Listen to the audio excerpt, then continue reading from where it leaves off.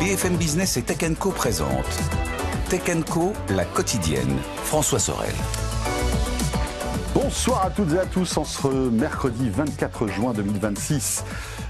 Sous la chaleur, merci d'être là, en tous les cas d'être fidèle à Tech & Co, la quotidienne. Très heureux de vous retrouver dans ce studio climatisé, je sais qu'on a de la chance. Voilà, et on pense à vous toutes et à vous tous.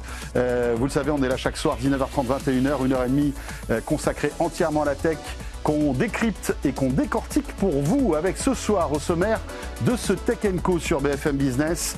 Eh bien, on va revenir sur les IA chinoises qui séduisent de plus en plus de monde, à la fois les Européens, mais aussi, et ça c'est quand même assez savoureux, même les Américains. Et puis, on évoquera cette histoire que l'ancien directeur de Disney a racontée il y a quelques jours. Apple et Disney ont failli fusionner. Ça ne s'est pas fait, mais c'est quand même assez savoureux pour qu'on en parle tout à l'heure. Et puis, le groupe SNCF était à Vivatech. Alors bien évidemment en ce moment c'est compliqué pour la SNCF avec cette canicule qui paralyse quand même parfois le réseau. Il faut savoir que la SNCF a essayé d'avancer notamment dans la data, dans l'IA, et on en parlera avec le responsable de tous ces sujets qui sera avec nous en deuxième partie. Voilà, Tech & Co la quotidienne, un grand merci d'être là et bienvenue à vous toutes et à vous tous. Tech & Co, la quotidienne, le débrief de la tech. Et donc, pour débriefer l'actu tech en ce mercredi soir sur le plateau de Tech & Co, nous avons Thomas Serval. Salut Thomas. Bonjour François. Un grand merci d'être là Thomas. C'était un vrai plaisir de t'avoir la semaine dernière à Vivatech. C'était même pas la semaine dernière, c'était lundi d'ailleurs, puisqu'on a enregistré cette émission vendredi et elle a été diffusée lundi. Et merci d'être là encore aujourd'hui. Thomas Serval qui est le patron de Barracoda. À tes côtés, Stéphane Zibi. Salut Stéphane. Salut François. Consultant, spécialiste en transformation numérique et en IA. Et puis Philippe Devos est avec nous aussi ce soir. Salut Philippe. Strategic Advisor chez Jol Capital, président de Phileos et cofondateur de Wanadoo. Pour tout vous dire, dans son petit sac à dos, Philippe est venu avec le premier t-shirt Wanadoo. Ne me provoque pas, je vais le sortir. Et bien alors je vais te provoquer. Si vous êtes avec nous à la télé, mesdames, messieurs, voilà. Là nous avons quand même une relique. 96. Enfin la relique, c'est pas toi, c'est évidemment c'est le un peu aussi, bien sûr. Je ne me permettrai pas. Voilà. Mais 1996. Et est-ce que tu sais pourquoi l'abeille ? Tu me l'as dit. Parce que ça butinait à l'époque. Parce qu'au départ, la tentative de traduction française du navigateur, c'était le butineur. Waouh. Il allait butiner sur le web. Sur Internet. Les abeilles. Vous vous rendez compte ? Non, d'un seul coup, j'ai le bruit de la connexion Wanadoo. Ah oui, c'était aussi le bruit des modems, mais c'était plus le crissement des cigales qu'on commence à entendre à Paris. J'allais dire. Et puis après, la DSL est arrivée. Voilà. Et alors là, ça faisait moins de bruit. C'était un 14 juillet où j'ai été connecté. Un 14 juillet, je me souviendrai toute ma vie. En ADSL ? En ADSL avec la Raymanta. La Raymanta. Oh là là, incroyable. C'était un 14 juillet. Mais c'est vrai que moi aussi, je me souviens de ce jour-là. C'était quand même la révolution. On passait de 50 kilobits à 512. Ah ouais. Donc ça allait 10 fois plus vite. Très asymétrique. Et puis on téléchargeait des MP3 pirates en quelques secondes. Oui. Et puis on n'avait plus. Avec modération. Attends, François. Il fallait. Et on n'avait plus sa petite sœur sur le dos qui disait tu raccroches le modem, je peux pas téléphoner. Oui, parce qu'on avait la ligne téléphonique. C'était fromage ou dessert avant. Voilà. Bon, écoutez, ça fait un peu vieux routard de la tech, mais qu'est-ce que vous voulez ? C'est comme ça. Le temps passe, mine de rien. Dans l'actualité, pour débuter, j'aimerais qu'on évoque ce nouvel exemple des tensions entre la Chine et les États-Unis. Alibaba, écoutez bien, porte plainte contre le Pentagone devant la justice américaine. Le géant chinois conteste son inscription sur une liste noire où il est désigné comme d'autres entreprises comme étant une entreprise militaire chinoise. On écoute tout de suite les explications de Pauline Tadevin et on revient juste après. Alibaba n'en revient pas d'apparaître sur cette liste du ministère américain de la Défense. Il y est présent avec 80 autres groupes chinois comme le constructeur BYD ou le moteur de recherche Baidu. Tous sont accusés de travailler avec l'armée chinoise. À partir de mardi prochain, ils ne pourront plus conclure de contrat avec le Pentagone. Leur inscription sur cette liste restreint aussi leur capacité à faire appel à des cabinets de lobbying aux États-Unis. Alibaba n'est pas une entreprise militaire, se défend sa direction qui dénonce une décision arbitraire et capricieuse. Dans la foulée d'un grand groupe pharmaceutique chinois, il a donc intenté une action en justice. Dans sa plainte, Alibaba se présente comme une société cotée spécialisée dans le commerce électronique et les services cloud, avec un actionnariat diversifié dominé par des géants américains comme JP Morgan, Citigroup et BlackRock. Alibaba précise que les effets de cette liste se font déjà sentir. Des lobbyistes avec qui il travaille depuis des années lui ont déjà fait savoir, dit-il, qu'il ne serait plus en mesure de le faire. Alors, il faut savoir bien évidemment que la Chine a tout de suite répondu à ces menaces et ont annoncé des sanctions contre des dizaines d'entreprises américaines, notamment dans les secteurs de la défense et des terres rares. Voilà, c'est reparti encore une fois, parce que on pensait que après la visite de Trump en Chine, ça allait un peu détendre l'atmosphère. Que nenni. Jeté en sortant. Voilà, une semaine après, c'est reparti comme en 14. Et c'est vrai qu'on peut se poser la question. Bon. Est-ce que Alibaba est le vilain petit canard finalement de la tech chinoise pour les Américains? Sans doute, alors que en fait, Alibaba, c'est pas que, pour tous ceux qui nous regardent et qui nous écoutent, c'est pas que le commerce, c'est aussi des services d'intelligence artificielle, de cloud ultra performants et bon marché. Oui. Tiens Stéphane, pour commencer, après Thomas. Qwen, on va en parler plus tard, mais c'est vrai que c'est un modèle qui plaît beaucoup. Alors après, on a toujours... C'est quoi, Qwen? C'est un peu comme un ChatGPT, c'est ça? Oui. Non, Qwen, c'est le modèle open source. Le modèle open source. IA, c'est comme Llama. Ou DeepSeek. Ou DeepSeek. Ouais, non, sauf qu'ils font plus de choses que DeepSeek. Mistral aussi fait de l'open source et OSS chez ChatGPT aussi. En fait, Qwen est toute une famille. En fait, tout ce que fait Qwen aujourd'hui, c'est en open source du text-to-speech, donc quelque chose qui traduit la parole, des choses qui font des chatbots, donc des LLM un peu plus classiques, et contrairement à même certains sujets de Mistral, c'est open source, open weight, c'est-à-dire quelque part, on peut les télécharger, les mettre où on veut. On peut les copier et ils donnent toutes leurs sources. Donc c'est l'Eldorado que promettait Llama avec Meta. Oui. Ils sont un peu arrêtés en route pour aller vers le propriétaire et donc c'est probablement pour ça qu'ils se sont fait taper. Stéphane. Ouais, non, mais en fait c'est ça qui est étonnant. En fait c'est vrai, c'est peut-être un prétexte ou c'est peut-être il y a peut-être des choses que nous on ne sait pas et que peut-être ça. Mais c'est vrai que là on est sur une guerre technologique entre deux géants qui sont la Chine et les États-Unis. Donc pour moi il y a un angle sûrement caché qu'on doit voir. Je pense pas que ce soit le site e-commerce qui pose problème. C'est parce que ce n'est pas qu'un Amazon chinois, Alibaba, comme tu l'as dit. C'est autre chose. Pour moi, c'est Qwen qui est là et peut-être que probablement ils ont peut-être des choses qui n'ont peut-être pas, comme ils ont interdit Fable 5 et Mythos. Parce qu'en gros, ils sont à peu près sur la même liste, Anthropic et Alibaba pour le coup, parce qu'ils sont interdits, ils sont bien des dangers, entre guillemets, pour l'État américain. Donc interdire ça, bon, sauf que là c'est chinois, et les Chinois ils ont toujours des mesures de rétorsion, on sait jamais, ils sont peut-être moins patriotes que les... Est-ce que les Américains, avant cette interdiction, après je sais pas, je vous poserai peut-être la question de savoir si c'est contournable tout ça, mais est-ce qu'il y avait beaucoup d'Américains qui servaient des services d'Alibaba? Alors énormément sur le modèle open source, parce que quelque part aujourd'hui, le meilleur modèle open source disponible dans le monde, open source, open weight, c'est Alibaba. Aujourd'hui, c'est Qwen avec... si tu regardes aujourd'hui dans le classement, les top 5 sont américains, mais privés et fermés. Et le premier open source de loin, c'est Qwen, parce qu'ils ont non seulement des petits modèles, qui sont des modèles embarqués qu'on peut mettre dans plein d'objets, mais également des très gros modèles qu'on peut mettre dans des data centers. Et qui sont tout aussi performants que les Anthropic, Alors qu'ils sont 7e, 8e par rapport à un Anthropic premier, mais qui sont dans le top 10. Pour donner un ordre de grandeur, par rapport à ce même classement, Mistral est 80. Ok, donc oui, c'est pas ouf, c'est dur. Bah oui. Non, mais il y a un niveau de performance et ils ont pas investi les mêmes choses. Au tout début, on disait, voilà, la France va investir, je sais pas, quelles étaient les sommes, elles étaient ridicules. Alibaba, c'était, je crois, 17 milliards, je me souviens de cette somme. C'est une société privée chinoise, privée chinoise, c'est peut-être antinomique, mais qui investit 2, 3 ou 4 fois plus que la France à l'époque. Tu vois. Et puis surtout, ce qu'il faut... nous, on travaille avec Alibaba parce qu'en Chine... les gros Américains qui sont censés être globaux sont pas très performants parce qu'en fait l'internet chinois il est fermé, ce qu'on appelle le Great Firewall, et donc quelque part Alibaba a continué à se développer sur le premier marché intérieur mondial, ils ont 1,5 milliard de consommateurs qui sont beaucoup plus avancés en e-commerce que le sont les sociétés européennes et américaines. C'est une constellation de services incroyable. C'est une constellation de services, c'est un écosystème. Tu peux tout faire avec Alibaba, tu payes.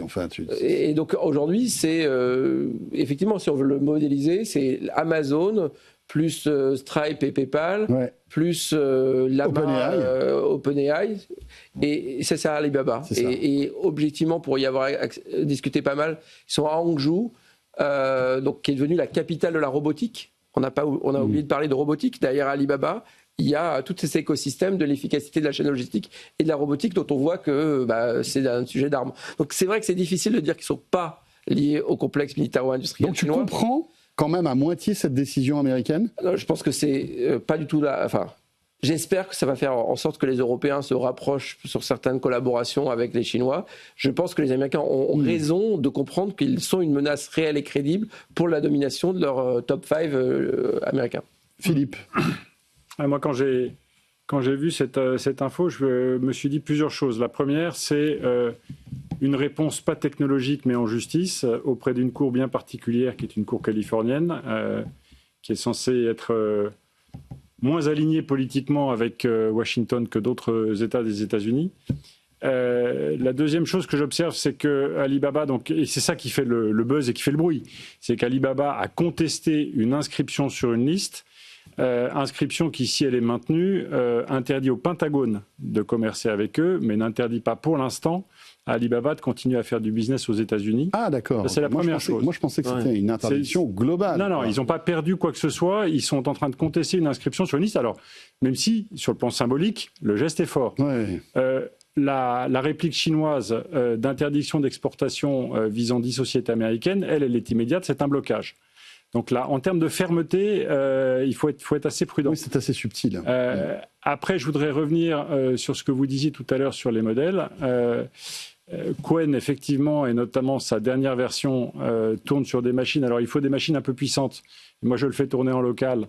Et c'est assez impressionnant. On n'est pas encore au niveau des grands modèles frontières américains, mais sur un très grand nombre de tâches, le système se débrouille bien et avec une vitesse de réponse qui est tout à fait correcte.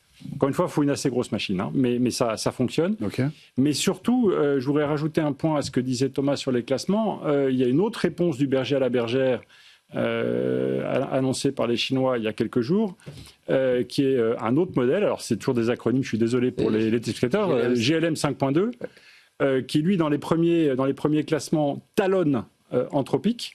Mais le talonne littéralement. Alors, c'est un modèle qui ne tournera jamais sur nos machines. Ou alors il faut vraiment. On est en train de le faire tourner en local. Mais vous avez un Mac Studio 256 Go. Oui, il faut effectivement. Voilà, il en faut 4.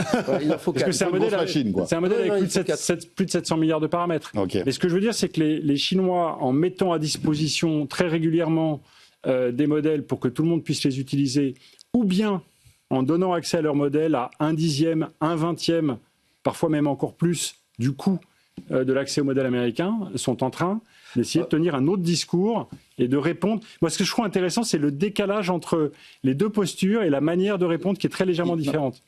C'est une arme. Franchement, les modèles d'IA, c'est un peu quand on décide de couper un peu un modèle d'IA. J'ai l'impression que c'est comme si un pays décidait de fermer un détroit comme un rouge. C'est une confiscation d'un bien. C'est exactement, et c'est ce qu'on constate en tout cas. Ils essayent de refaire un moment DeepSeek. Enfin, si on regarde un peu la stratégie, depuis 2 ans. Les Chinois ont bien vu qu'il y a un transfert de valeur ajoutée énorme qui sont en train de passer vis-à-vis des modèles, les OpenAI ou les Anthropic. Donc quelque part, même dans leur domination future pour 2049, puisque le plan de la Chine c'est en 2049, on a la première puissance économique mondiale, s'ils laissent s'établir des monopoles américains irrattrapables, ils ne vont pas pouvoir réussir leurs promesses. Donc ils ont besoin de réagir sur le fait qu'il y a des transferts majeurs de l'économie occidentale vers ces modèles Claude, OpenAI. Et donc quelque part, ils ont besoin de réagir. Comment ils réagissent? Ils font du dumping sur le fait que aujourd'hui, dans ce que vous payez l'infrastructure, les fameux hardware qui coûtent cher pour quand même les acheter. Tourner la machine. C'est du Nvidia ou d'autres choses, ou du Apple Silicon. Puis après, il y a la couche logicielle. Et ce qu'a réussi à faire Anthropic, un petit peu OpenAI, mais vraiment Anthropic, c'est de faire payer le token, donc vendre du logiciel et de décorer la valeur de l'IA, de la valeur de le faire tourner sur la machine. Et les Chinois veulent éviter que ce genre de rente logicielle commence à se mettre en place, parce qu'une fois on en parlait avec pas mal de CTO, Claude, c'est une addiction. C'est une fois qu'on a pris l'habitude de l'utiliser, et on n'a pas d'autre choix que de payer finalement. Et on se retrouve complètement addict, comme si on t'offre le premier shot. Donc ce que veulent faire les Chinois, c'est...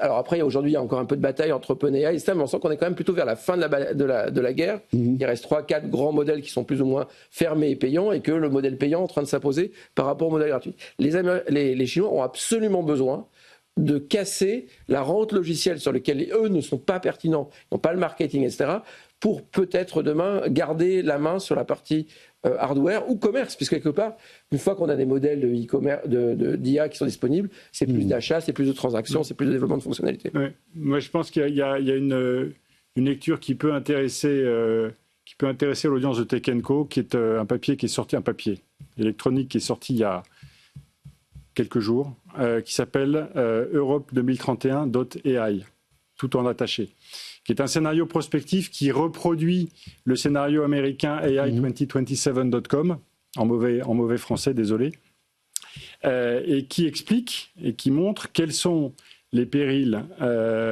qui guettent l'Europe si jamais elle ne se lance pas tout de suite à corps perdu dans cette bataille de l'IA afin d'éviter son déclassement. Et la dépendance. Voilà, alors oui, mais justement, l'Europe, là, face à ce qui est en train de se passer là, sur l'exemple qu'on donne là, elle n'a plus pour l'instant d'autre choix que soit je me mets dans les mains de quelqu'un qui peut me débrancher à tout moment, soit je me mets dans les mains de quelqu'un qui fabrique des modèles que je ne peux pas contrôler et dont je ne pourrai plus mesurer l'efficacité, parce qu'il faut se souvenir d'un truc, c'est que auditer un modèle de 30 milliards de paramètres, quand on a un modèle de 150 milliards de paramètres, on peut le faire. Mais auditer un modèle de 770 milliards de paramètres pour vérifier qu'il se conforme à ce dont on a besoin, c'est impossible. Ça suppose des modèles qu'on n'a pas. Et oui. Juste une chose, j'aimerais parce que là on dérive sur notre deuxième sujet qui est très intéressant, c'est le fait de se dire, nous l'Europe, qu'est-ce qu'on fait là-dedans? On a vu à Vivatech cette notion forte de souveraineté, on en a parlé Stéphane sur place, et c'est vrai que... Ça fait 23 ans qu'on parle de souveraineté. Oui, mais c'est vrai que là il y avait véritablement une espèce de prise de conscience. Pourquoi? Parce que quelques jours avant, le gouvernement américain a décidé de couper Mythos, en tout cas une version de Mythos aux non-américains. C'était ça l'histoire. Oui, on ne peut pas donner de passeport aux utilisateurs. Non, tout le monde. C'est clair. Mais la question qu'on peut se poser, c'est que justement, comme on n'a pas véritablement les meilleurs modèles, etc., et on se rend compte que mine de rien, même si les États-Unis, c'est toujours un allié sur le papier, mais il y a des tensions aujourd'hui entre l'Europe et les États-Unis, est-ce qu'on n'aurait pas tendance à se tourner justement vers les modèles chinois? Il y a de plus en plus de DSI qui le disent, et tu le disais Thomas d'ailleurs, dans Tech & Co, tu n'as aucun problème à utiliser aujourd'hui des modèles chinois. Il y a un vrai problème de compréhension qui est porté par le marketing américain sur ce qu'est la souveraineté en matière d'IA. Il y a ce qu'on appelle les modèles frontières. Donc les plus intelligents, entraînés, c'est ceux qui font le marketing et aujourd'hui qui arrivent à se faire payer pour leurs services parce qu'ils deviennent... et comme donc ça, c'est Anthropic, Claude, etc. Voilà. Et en Chine, Alibaba, DeepSeek, et puis GLM 5.2 qui est hyper important. Je pense qu'il faut en reparler parce que... Et l'IA, maintenant, c'est plusieurs métiers, c'est plusieurs cœurs de métiers. Les modèles frontières, le débat en ce moment qu'il y a notamment chez Google, c'est que on ne sait pas ce qui va gagner entre des modèles experts et des modèles généralistes. Est-ce qu'on va poser à Claude toutes les questions du monde, à un modèle généraliste, à la Google, ou est-ce que quand on veut un peintre, on va aller demander à modèle A, qui est souvent du OpenAI, parce qu'en image, ils sont meilleurs. Si on veut une vidéo, il faut demander sur un modèle chinois de ByteDance, parce que c'est les meilleurs. Est-ce qu'on va être dans une multitude de modèles ou un modèle... Et puis surtout, 90% des tâches qu'on fait faire par une IA, parce que l'anecdote, c'est demander son heure à une IA. Ouais. Si tu prends Sonnet ou un truc 4.8 pour demander une heure que tu peux demander à ta montre. Oui, ça n'a pas de sens. Et donc, quelque part... Et puis surtout... Et les utilisateurs ne savent pas, en fait. Mais surtout, il y a des choses sur lesquelles ils sont moins bons. Ouais. Quelque part, tu leur demandes de faire des multiplications. Les IA sont totalement inefficaces pour faire des multiplications par rapport à d'autres... calculatrice ou programme simple. Et donc c'est vrai que là il y a un premier débat qui va permettre de définir des stratégies de souveraineté. Est-ce qu'on va être sur du multispécialiste ou on va être sur du holistique? Et ça, je pense que malheureusement, enfin heureusement pour les Européens, on est en train de voir la facture du holistique, c'est catastrophique. La facture du holistique, c'est la personne ne comprenant pas, va prendre tout chez Claude et payer du token à $20 le million. Et donc, commencer à voir sa facture monter à des sommes astronomiques, c'est le problème que rencontrent la plupart des DSI aujourd'hui. Ils se rendent compte que les gens utilisent Claude. On fait de l'IA, ok, donc on met Claude. Et puis une fois qu'on a mis Claude ou Anthropic ou OpenAI, on se met à consommer du token comme des fous. Et donc là, ça, c'est à la limite, ça arrange Claude. Parce que ça permet d'avoir les profits de Claude, c'est la courbe d'expérience du monde qui apprend l'AI. Et en fait, Claude gagne de l'argent quand tu l'insultes, quand il a fait une bêtise. Claude gagne de l'argent quand tu fais des essais itératifs qui ne convergent pas. Et donc, Claude ne fera aucun effort pour te rendre plus intelligent que toi. Non, mais ils ont un abonnement qui est un peu. Nous, admettons, tu fais que du texte, parce que ça ne coûte pas beaucoup de tokens, tu payes $20 par mois. En réalité, le prix reste fixe, mais tu n'as pas consommé. Tu payes, en fait, ça leur a coûté 2. Donc, en gros, ils ont peut-être fait 18 de marge sur toi. Donc, en gros. Sauf qu'aujourd'hui, ils ont commencé à basculer dans le truc d'API et qu'en fait, sans t'en rendre compte, tu le dépenses. Exactement. Je prends un exemple concret. Hier, ils ont eu un problème Claude a eu tellement de consommateurs au même moment qu'ils ont eu un outage en Angleterre pendant 30 minutes. Eh bien, mes agents sont arrêtés, je ne pouvais plus coder, ma boîte s'est arrêtée. Le degré de dépendance qui permet d'éviter pourquoi. Et on ne s'en rend pas compte de cette dépendance parce qu'on l'a construit peu à peu, agent par agent, système qu'on automatise, etc. Et donc, c'est vrai qu'aujourd'hui, l'Europe, si on parle de souveraineté, elle va avoir besoin de savoir pourquoi elle veut utiliser l'AI et qui sont les meilleurs modèles. Et il faut qu'on travaille avec les meilleurs. La seule manière d'être compétitif, c'est comme ça que ça se passe dans la science, c'est d'utiliser des modèles ouverts pour qu'on apprenne sur le modèle d'avant. Donc, tous les modèles open source sont nos amis, qu'ils soient de MIT, et même Google, pour travailler avec la science, a open sourcé des modèles. OpenAI open source des modèles. Et donc, on a besoin de travailler avec les meilleurs dans les domaines, parce qu'on a les compétences. Et il nous manque des serveurs et de la capacité de calcul, mais il faut qu'on apprenne à travailler avec les meilleurs, si on veut rester compétitif. Non, mais Philippe. Pour moi, ça se ramène à. Il y a un sujet, une piste de réflexion.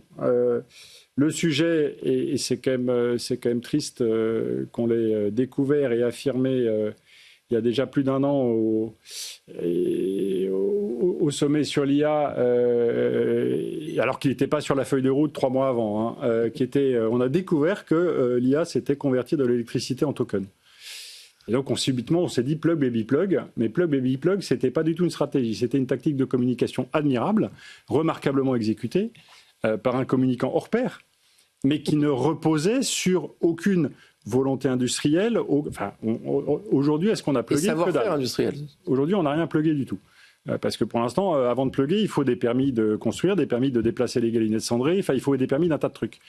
Il serait pas mal qu'on regarde ce que font les Allemands dans ce domaine, où il y a, sur un certain nombre de régimes technologiques d'exception, des programmes rapides. Des VIP fast-pass. Voilà, des fast-track qui permettent d'aller vite. Ouais. Et on est en train de s'apercevoir que sur le compute au sens large, sur le calcul au sens large, que ce soit le silicium, l'énergie, le câblage, on n'est pas bon et on est très en retard. Donc là, il y a un sujet. Et la perspective ou la prospective, ça c'est une discussion que j'avais tout à l'heure avec un CTO qui me disait, il y a peut-être un coup à jouer en utilisant, comme le disait Thomas, les meilleurs modèles open source arrivant de Chine, mais qu'on entoure d'un harnais de Mistral, qui vont très régulièrement les auditer, les contrôler, les agencer, les orchestrer, de manière à ce qu'il y ait une espèce de cordon de sécurité. Ça, c'est pour toute la partie risque éthique, risque géopolitique, risque de manipulation, et que ça nous permette d'apprendre avec nos modèles existants. Parce que c'est ce que dit Arthur Mensch. Mistral est parfaitement capable d'avoir des modèles de niveau, de niveau opus ou de niveau fable. Son sujet, c'est le compute. Mais oui. C'est le compute. Et il est limité uniquement par ça, parce qu'on est déjà dans le régime, et je terminerai avec ça, dans lequel les meilleurs modèles frontières actuels sont en train de collaborer de manière de plus en plus importante à l'élaboration de la génération suivante. Il nous reste quelques minutes, j'aimerais qu'on évoque un autre sujet lié à l'IA. Alors, un petit peu éloigné, mais pas tant que ça. Je ne sais pas si vous avez suivi les actions d'Alphabet ces derniers jours, mais c'est quand même assez impressionnant. En fait, Alphabet a chuté de plus de 5% au cours de la semaine dernière. Vous savez pourquoi? Eh bien, tout simplement parce que 2 chercheurs émérites d'Alphabet ont décidé de quitter la boutique et d'aller, un chez OpenAI et l'autre chez Anthropic. John Jumper et Noam Chazir. Alors, c'est pas n'importe qui. Peut-être que tu les connais, Thomas. John Jumper a remporté le prix Nobel aux côtés de Demi Hassabis pour les travaux sur AlphaFold. Et Noam Chazir a figuré parmi les auteurs originaux de l'article fondateur des Transformers. Vous savez, qui est la base, en fait, de l'IA, des LLM, finalement. Et c'est quand même... Et alors, donc, ces 2 personnalités, ces 2 stars qui étaient chez Google, décident, un, d'aller chez OpenAI et l'autre chez Anthropic. Et bien, en fait, les marchés ont sanctionné Alphabet. C'est assez normal. Oui, c'est comme si demain, tu tournais un dernier James Bond et le comédien qui fait le James Bond s'en va, quoi, en fait. Je pense que c'est plutôt que il y a 2 ans, Google était de nulle part. Il y a 1 an, Google s'est organisé pour délivrer Gemini et aligner son organisation. Et on ne sait pas ce qui se passe là. Mais ce que je disais, en fait, il y a une hésitation stratégique. On sent qu'ils ne sont pas all-in comme ils l'avaient été il y a 1 an. Ils ont fait un très bon travail sur Gemini 3.0. Ils ont gardé une sorte de leadership. Et puis là, il y a un moment de flou où on voit que le momentum est parti. Il est parti chez Anthropic. C'est pour ça que ce qui attire les talents, c'est l'impact. D'accord ? Et donc, tu veux être dans l'équipe qui va gagner. Et tu vas être dans celle qui va faire le plus de choses. Ce qu'on sent aujourd'hui, c'est qu'Anthropic a trouvé une formule qui lui permet d'être indépendant et rentable, ce que les autres n'ont pas. OpenAI ne l'a pas. Google l'a, mais pas sur l'IA. Et c'est pour ça que c'est un problème pour les stars de l'IA de Google. C'est que l'IA est partout chez Google, mais elle n'est pas vendue comme telle. Donc, tu es un parmi les autres. Et puis l'autre chose, c'est que Google a acheté tellement de talents, comme Meta d'ailleurs, que c'est pas les talents qui manquent. Mais quand les stars partent, ça veut dire qu'il se passe quelque chose. Et pour moi, c'est le symptôme d'un nouveau malaise qui un peu correspond à celui qu'il y avait eu il y a 2 ans. On n'a pas l'impression que la stratégie de Gemini soit aussi claire qu'elle avait l'air d'être il y a 1 an. Et rappelons que tu connais plutôt bien Google de l'intérieur puisque tu y as travaillé il y a quelques années. Stéphane. Oui, non, mais ce que moi, on en avait déjà parlé de toute façon à cette antenne il y a quelques temps quand il y avait des transferts de. Oui. C'est pas nouveau, hein, ça. C'est pas nouveau, mais en fait. Mais là, paf, sanction quand même des marchés. Mais c'est en fait parce qu'on s'aperçoit qu'il y a déjà eu donc quelques mouvements, on va dire qu'on peut assimiler à un mercato comme au foot, et en fait, on s'aperçoit qu'il y a une poignée de chercheurs qui comptent plus que d'autres et qui ont un impact réel sur la valorisation. Et comme aujourd'hui, on est comme sur un fil du rasoir. Oui. Et dès qu'il y en a un qui s'en va, ça donne un mauvais signal, etc. C'est vrai qu'il y a une part d'incompréhension, on va voir ce qu'ils vont faire, mais quand même, il y a un des deux qui venait d'être acheté en 2024, 2,7 milliards. C'est Chaser qui s'est fait racheter Character.ai, 2,7 milliards en 2024, donc il n'y a pas très très longtemps. Donc ils avaient investi et ça avait permis justement, le jour de l'annonce, je crois qu'ils avaient gagné 10 milliards de valo. Donc l'opération. Oui, là, ça fait quand même à peu près 200 milliards de valorisation effacée, divisé par 2 personnes, ça fait quand même cher le mercato. Pour reprendre l'analogie, là, c'est comme si un très très grand club de foot perdait son entraîneur vedette et son meilleur buteur au profit de ses 2 concurrents immédiats et ceux en plein championnat. Exactement. C'est ça. En pleine Coupe du Monde. Beaucoup. En plein match presque. Voilà, voire en plein match. En plein match. Non, mais c'est vrai que ça paraît dingue. Et donc, nous, c'est vrai qu'on regarde ça un peu encore en spectateur, une fois de plus, et on va voir ce que ça pourra donner. Mais c'est vrai que je ne sais pas s'ils pourront trouver tout de suite une solution. Mais ça traduit quand même aussi, je pense que ton analyse est super bonne, le fait qu'on est à la frontière de la bulle, hein, que chaque petit battement de papillon est un signal qui est surinvesti, et on voit bien que OpenAI... D'une certaine bulle, pas la même que celle qu'on a subie, mais une certaine. Je pense pas qu'on revive la bulle. Oui, mais c'est ce que je suis totalement d'accord avec Thomas, c'est des signes avant-coureurs, c'est des petites éruptions auxquels les marchés sont super sensibles. Alors en plus dans un contexte d'une deuxième correction qui est en cours, alors mais qui est très focalisée sur. C'est ça qui est étonnant, c'est que pour l'instant les corrections ou les bumps, ils sont concentrés sur un très petit nombre d'entreprises, mais ils sont manifestement perturbés par des signaux très faibles. Mais qui suffisent à faire hésiter tout le monde. Là où moi j'ai un doute, mais c'est pas vis-à-vis de ce que tu disais Stéphane, mais c'est sur le fond, c'est ces chercheurs aussi emblématiques, la seule certitude qu'on a, c'est qu'ils ont eu un impact extraordinaire dans leur domaine, que ce soit sur AlphaFold pour l'un ou sur les transformers pour l'autre. Qu'est-ce que ça prédit de leur capacité à faire des breakthroughs, enfin des ruptures équivalentes, alors qu'on voit bien dans le même temps que le grand sujet, en tout cas celui qui anime tout le monde, c'est l'exécution, l'énergie, le compute, et l'accès au marché, comme le rappelait Thomas en citant l'exemple de Claude et d'Anthropic. Mais je pense que tu vois typiquement celui qui part là, si c'est compté, il a gagné tout ce qu'il pouvait gagner avec Google, mais par contre s'il a pris des stock options avant qu'Anthropic, qui va faire à mon avis un carton en bourse si la bulle n'éclate pas, peut gagner, je pense qu'ils ont fait un deal à la Meta en disant tu gagnes 15 milliards si tu nous rejoins maintenant, et pour eux c'est que dalle, et pour lui c'est le moment sur OpenAI moi qui m'étonne un peu plus, parce que le momentum d'OpenAI, là tu parlais de momentum tout à l'heure, le momentum d'OpenAI, enfin OpenAI est beaucoup plus discret, beaucoup plus silencieux. Ils ont un problème sur le produit OpenAI avec le départ de Fujitsu. Ils n'ont pas retrouvé quelqu'un qui avait le leadership produit, et Sam Altman va dans tous les sens. Ils ont des mauvais financials. Ils ont promis à tout le monde qu'ils allaient faire le coup de Elon Musk, sauf que peut-être qu'il n'y aura plus d'argent le jour où ils se lanceront. C'est passionnant tout ça. On revient dans un instant, petite pause et on repart dans Tech & Co, la quotidienne, avec cette fusion qui n'a jamais eu lieu et pourtant, peut-être qu'on est passé à côté, une fusion entre Apple et Disney. On évoque ce sujet dans un instant, toujours avec Thomas Serval, Stéphane Zibi et Philippe Devos. C'est Tech & Co sur BFM Business, à tout de suite. Tech & Co, la quotidienne sur BFM Business. Tech & Co, la quotidienne, le débrief de la tech. Voilà, il est 20h02, en ce mercredi soir, c'est Tech & Co, la quotidienne.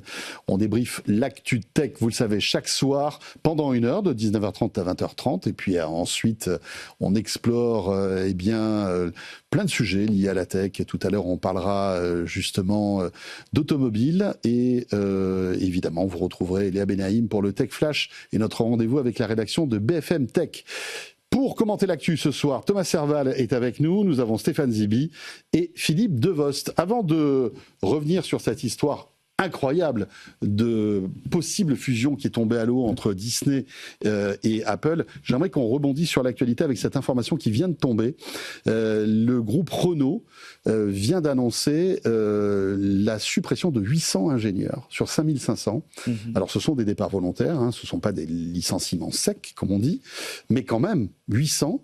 Alors derrière tout ça, après le départ de ces 800, ils en réembaucheront entre 150 et 200 de nouveaux ingénieurs. Et je voulais qu'on évoque rapidement ce sujet parce que voilà, on est là dans un temps social d'un constructeur automobile qui se bat comme il peut contre les Chinois, contre Tesla, etc. Mais est-ce que c'est aussi à cause de la tech, tout ça? Est-ce que c'est à cause de l'IA? Sûrement. Sûrement. Donc peut-être pour nous, on a notre produit BeConnect qui est un peu l'histoire de Prometheus qui a annoncé, ce qui veut dire qu'aujourd'hui, avec de l'IA et des agents, on peut complètement révolutionner la manière dont on conçoit, développe, ingénierie, teste les produits industriels. Ce qu'on voit sur la filière automotive, c'est que ça fait 10 ans, 15 ans qu'elle est en crise, elle n'a pas vu anticiper l'électronique, mais surtout elle a fonctionné, elle est restée compétitive en Europe par la baisse des coûts. Et en fait, la baisse des coûts, c'est l'ensemble de l'appauvrissement de la chaîne des sous-traitances, avec des marques qui étaient en charge du marketing, de l'assemblage final et des ingénieurs qui étaient là pour vérifier la conformité de la voiture aux normes en vigueur. Quand on a vu le modèle chinois, il est arrivé, et donc en fait, il déléguait l'innovation et l'intelligence non plus aux fournisseurs, enfin, non plus à eux, mais à des fournisseurs de premier rang, des Valeo, oui, bien sûr, des Bosch, etc. Et donc en fait, ce qui est intéressant, c'est que ce modèle qui a permis à l'industrie européenne de rester compétitif avec le cost-cutting, c'était les Carlos Ghosn, etc., à un moment où il y a une révolution majeure sur ce qu'est une voiture, qui est aujourd'hui un ordinateur avec un moteur électrique et des roues, alors qu'avant c'était un moteur thermique avec un savoir-faire d'ingénieur qui était d'une complexité immense. Oui, c'est vrai. En fait, la formule de ce que c'est qu'un constructeur automobile, elle a changé. Oui. Et on change changement de paradigme, c'est-à-dire qu'aujourd'hui, la force d'une voiture, c'est l'électronique et le soft. Et donc ça, ils ne savent pas faire avec les ingénieurs qu'ils ont, et donc ils ont besoin de recruter les nouveaux types d'ingénieurs. Ils ont un autre problème, qui est quand même ce qui tue l'industrie européenne, c'est que le cycle de développement de nouveaux produits des grands donneurs d'ordre, c'est 5 ans. Les Chinois, c'est 9 mois. Alors, ils fonctionnent d'une manière totalement opposée. Les Chinois, la voiture, quand elle est lancée, elle ne marche pas vraiment. Mais ils vont faire un peu comme une Tesla, on fait des updates. Parce que comme tu l'as dit, c'est du soft. Une fois que le moteur il marche et le truc, le machin, le reste de la voiture, elle va se finir. Enfin, avec la voiture, bon, il y a quand même des notions de sécurité qui sont un peu graves. Mais si la voiture, elle n'est pas prête et que tu te craches à 130 parce qu'il y a un bug. Mais c'est ce qui se passe en Chine. On le cache un peu, mais les Chinois acceptent d'une certaine manière ce risque. Oui, de se sacrifier en Europe, sur l'autel de l'innovation. Voilà, en Europe, on est dans la conformité. Et donc, pour lancer un véhicule, pour avoir toutes les normes, les autorisations, et les ingénieurs de Renault, c'était ça leur boulot. Entre autres. C'était essentiellement ça leur boulot, puisque, par exemple, le truc qui permettait à la voiture de se garer toute seule, c'était plutôt le sous-traitant qui le faisait. Le truc qui permettait de piloter le moteur, c'était le sous-traitant. Freinage d'urgence, ils étaient assembleurs de technologie qui ne maîtrisaient pas. Qu'ils achetaient sur étagère à des... Ou avec des specs, avec un écosystème complètement contrôlé. Aujourd'hui, ce truc-là est complètement cassé. Et donc, ils doivent réinventer leur cycle d'innovation, la valeur cœur de leur métier. On voit bien que Tesla, c'est du soft. Et... Pardon, et du manufacturing, tu as raison. Sur l'autre chose qu'a démontré Tesla avant de se faire attraper par les Chinois, c'est le fait que Tesla, Musk est un obsédé de la verticalisation, jusque dans l'espace. Hein. Et Tesla, c'est la gigapresse. C'est la réduction du nombre de pièces qui constituent le châssis de la voiture à 4 ou 5, je caricature, mais qui sont emboutis d'un coup. Donc c'est toute une révision du process parce que Musk a revisité l'usine. Alors qu'effectivement, quand tu es dans une culture de l'assemblage dominée par... Pour moi, les deux grands trucs qui tuent les très grandes entreprises industrielles européennes et notamment françaises, c'est le fait de substituer le process au produit. Il y a un premier process qui tue tout, qui est les achats. Le jour où le directeur des achats prend le pouvoir parce qu'il est le meilleur ami du directeur financier, parce qu'il permet de contrôler les marges, c'est le début de l'appauvrissement du savoir-faire et de la sortie de la valeur du cœur de l'entreprise. Comme ça s'est passé dans l'électronique. Voilà, et puis le deuxième process, c'est les RH, qui est en fait quand les RH deviennent une direction des achats de People, là vous êtes dans le process Uber Alles, la conformité, et on n'est plus que des machines à tamponner. Voilà. Ce que je veux dire, c'est que Tesla a verticalisé, et les Chinois, ils ont appris un autre truc grâce à Apple, c'est Apple in China, ce bouquin qui pour moi est un livre de référence, c'est qu'ils ont appris grâce à Apple et grâce à la logistique que Cook leur a imposée, à fabriquer des objets de très haute précision par dizaines, voire centaines de millions d'unités. Point barre. Et donc ils ont revu tous leurs process, ils ont appris de ces process-là, et donc ils ont revu les usines.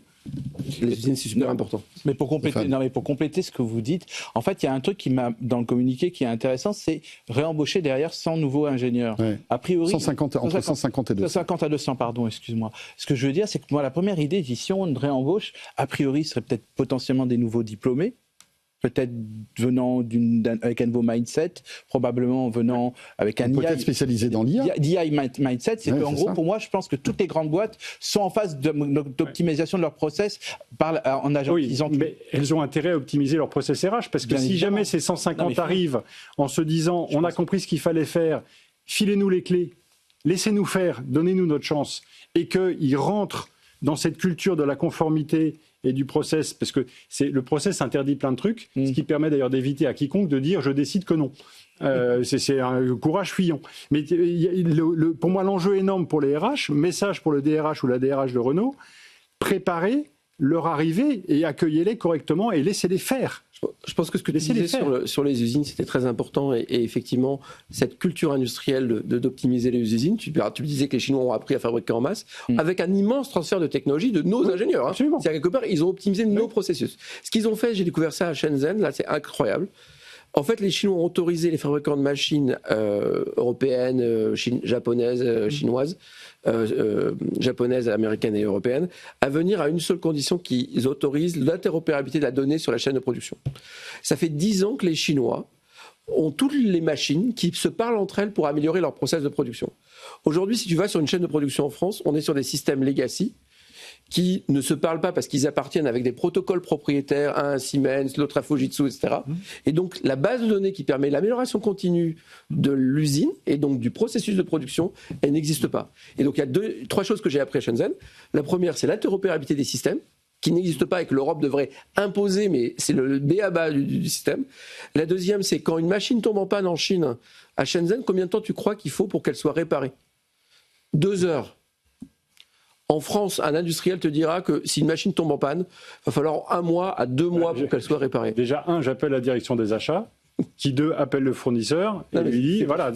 Et troisièmement, à cause de la disponibilité de la data, de l'open sourceisation des choses, les centres de R&D des universités chinoises en IA, etc., travaillent directement avec les industriels pour trouver des solutions. C'est un point, pardon, je vais être très bref, mais c'est un point sur lequel je reviendrai, je suis en train de préparer un papier là-dessus, parce que pour moi, il y a un changement fondamental qu'on n'a pas vu.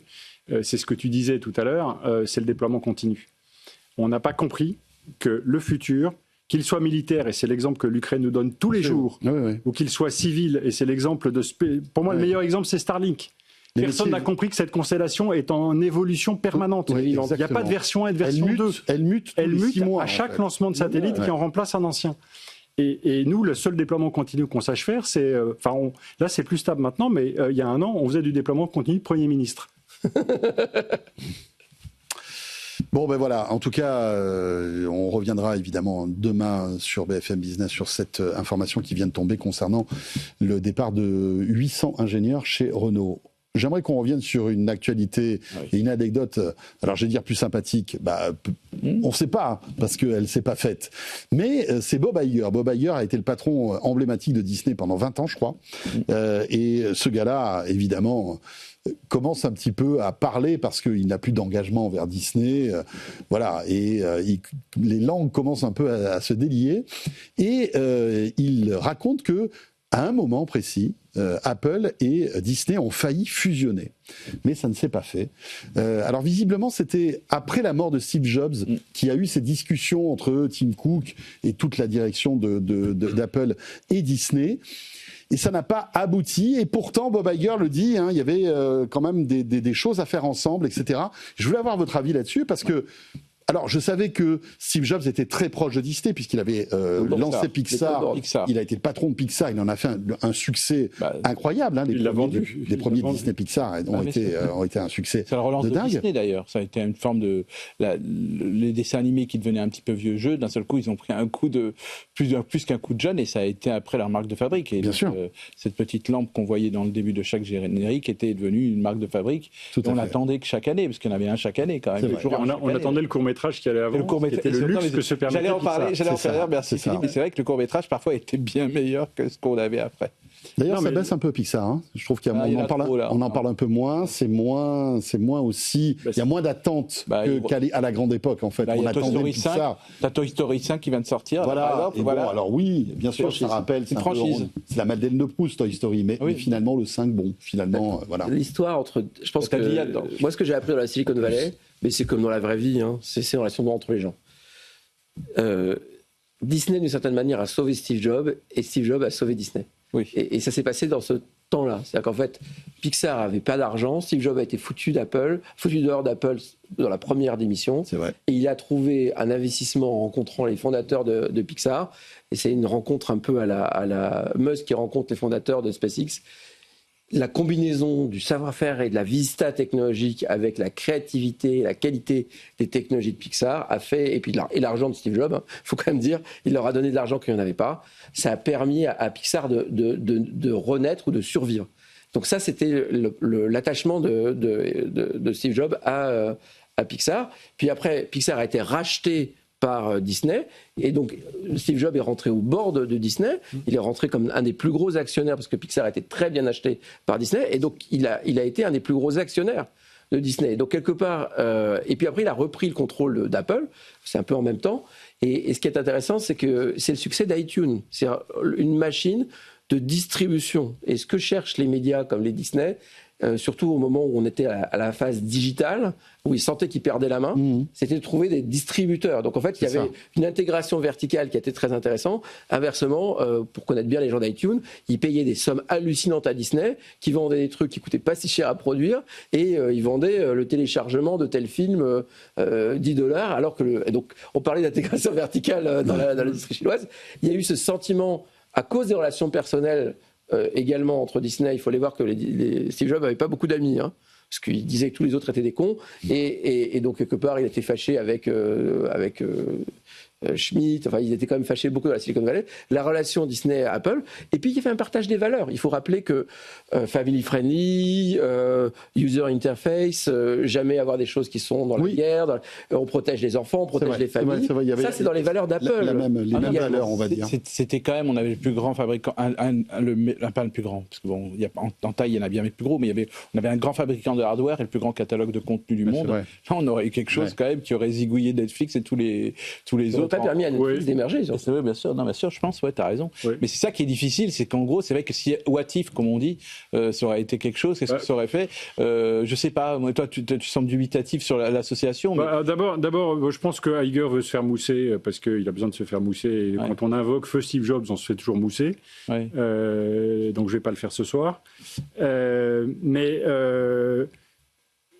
Quand Jobs revend Pixar à Disney pour 7 milliards de dollars, donc en fait le gros de la fortune de Jobs est venu de la vente de Pixar. Donc il a du poids ensuite au bord de Disney, il y a peut-être eu des discussions.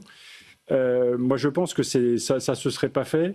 Alors d'abord pour répondre à ta question, le résultat, je pense que si on avait marié un horloger suisse à un parc d'attractions, Oh là. Ça aurait semblé magnifique, mais d'un côté, on en voulait du silence. Et le silence, ça fait partie aussi de la culture d'Apple. Et d'autres qui avaient d'avant de churros avec des feux d'artifice. Je pense que le truc aurait été quand même assez bancal. Non, surtout, non, là, j'arrête de faire le zouave. Le vrai sujet, c'est la culture. Je pense que la culture d'Apple et la culture de Disney n'auraient pas fonctionné. Je pense que ça n'aurait...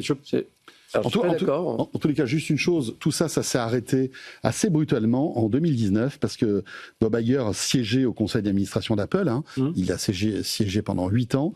Et en 2019, Apple décide de lancer Apple TV. Voilà. Et donc, en fait, son studio de séries et de films. Et à partir de ce moment-là, eh bien, ils se sont rendus compte qu'ils devenaient des concurrents. Et donc là, voilà, toute même décision fantôme d'une fusion est tombée à l'eau, quoi. Je pense que c'est très très personnel.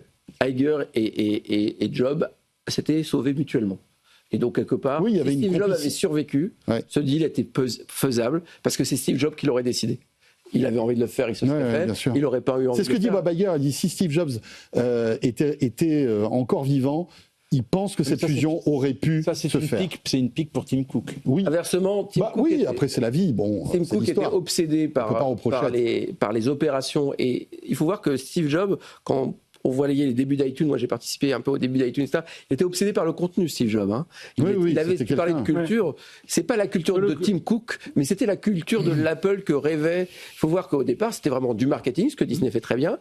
Et puis cette culture du secret de la famille, elle est aussi. Et puis il avait une sensibilité. Disney, c'est beaucoup moins, pour avoir travaillé avec eux sur certains dossiers, c'est des contrôles fric exactement comme Apple.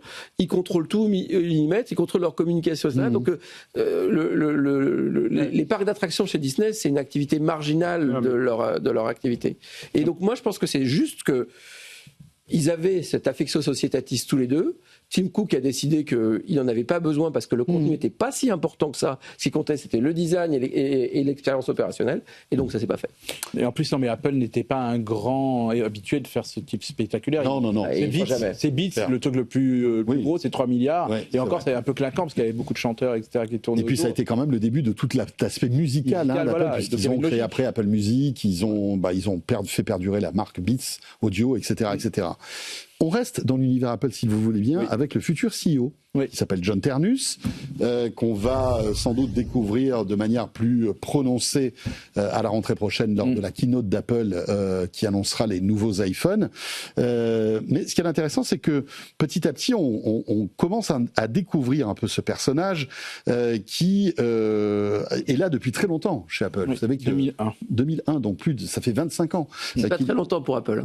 Non, mais c'est pas un perdreau de l'année, quoi. Voilà, c'est ça que je veux dire. Il connaît la maison. Il connaît la maison. Il a monté les échelons. Il connaît bien la maison. C'est sans doute pour ça aussi qu'il a été nommé CEO, parce qu'il est imprégné de la culture d'Apple. Ce qui est intéressant, c'est que Mark Gurman signale que le fait que John Ternus soit la tête d'Apple pourrait marquer un tournant majeur dans cette boîte concernant le design. Ouais. En fait, c'est le retour d'un ingénieur à la tête d'Apple, comme était au temps de Steve Jobs. Voilà, et Steve Jobs, il avait un duo avec Johnny Ives. Ouais. C'était ça, et donc il faudrait juste savoir. Je pense pas qu'il y aura un Johnny Ives qui va faire, mais ce sera plusieurs petits Johnny Ives qu'il y aura selon la famille de produits. On a fait des émissions avec Olivier dans Refait le Mac là-dessus. Là, bah oui, on a beaucoup philosophé sur la question parce que il y a quand même une volonté, c'est qu'Apple avant était toujours le meneur. Il y avait des smartphones quand l'iPhone est sorti. Pourquoi c'est le smartphone qui a lancé tous les autres?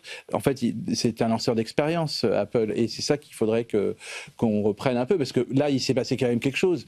Il y a une phrase que j'ai entendu un jour, je sais pas qui, mais j'aimerais bien savoir, me souvenir qui me l'a dit, parce qu'elle est intéressante. C'est une boîte est toujours à la tête, à l'image de son président. Il se trouve que Apple, ces derniers temps, on avait un financier.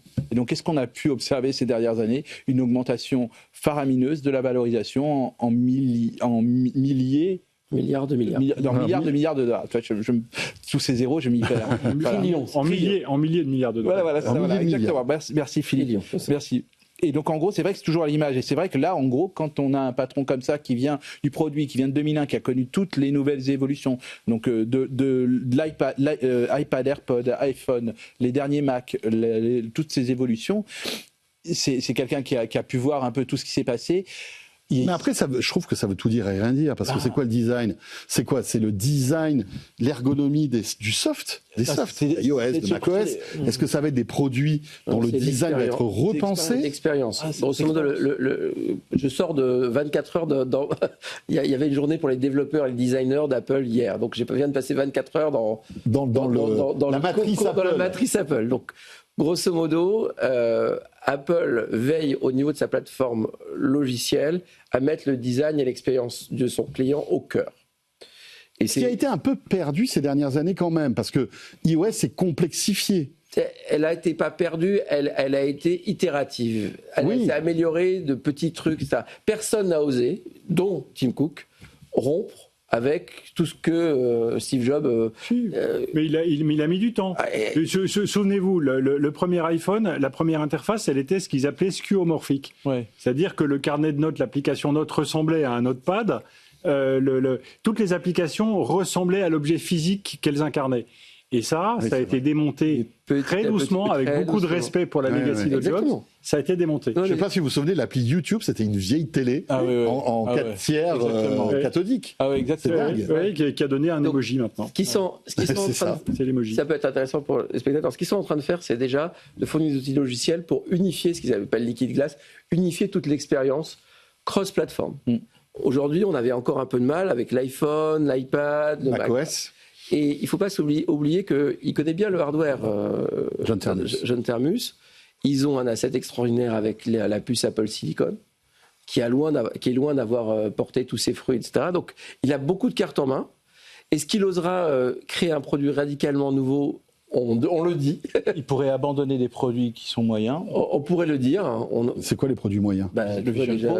Le Vision Pro, mais il n'a pas participé, je crois, au développement du Vision Pro. Ça fait partie du leadership de savoir.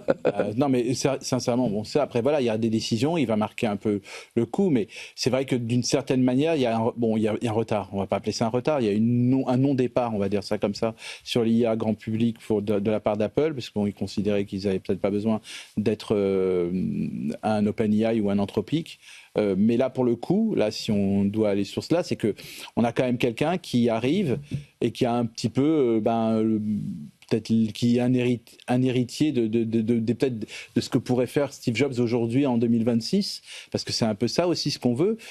Là les caisses sont pleines, le chiffre d'affaires a été quadruplé, on a plus de 400 milliards, c'est magnifique, ça va pas descendre, ça peut, ou à moins de catastrophes, mais je ne pense pas que le chiffre d'affaires descende.